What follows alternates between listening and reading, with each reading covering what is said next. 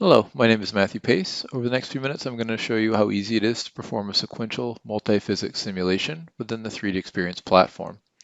On the screen, what we're looking at is an existing fluid simulation that was performed in a pipe system. The fluid enters the top and left of our system and leaves on the right.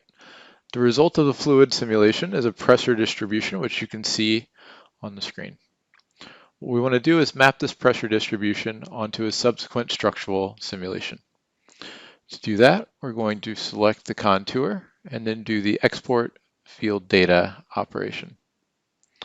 Several options here. The one that I'm going to check is exporting only the exterior values just to limit the data size.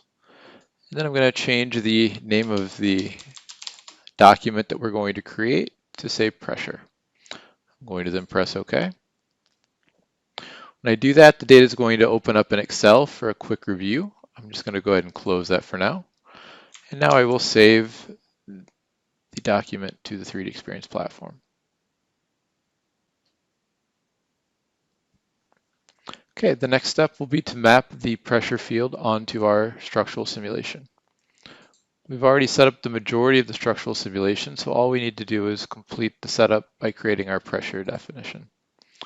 Go ahead and create a pressure feature, map it onto the interior surfaces of our pipe system, and then we will subsequently map the data on from our document.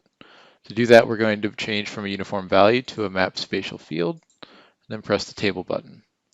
Several options here to enter X, Y, Z value data, or to reference a document. We'll just reference a document. When we do this, we're going to then select the document that we already created. We can go ahead and toggle on the plot data option here just to make sure that the values that we're mapping onto our structural simulation look appropriate, and they look pretty good to me. I'll go ahead and say OK. OK again.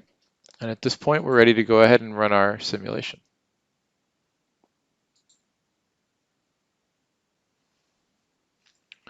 Okay, now that our simulation is completed, let's do a quick look at the results to review the pressure field that was mapped onto our simulation. To do that, we're going to create a new contour plot. We're going to change the variable to be the pressure loads. We're just going to press OK. So here you see the values that have been mapped on from our fluid simulation. If you mouse over, you can see some of the variation in the different values. And this completes the tutorial. Have a wonderful day.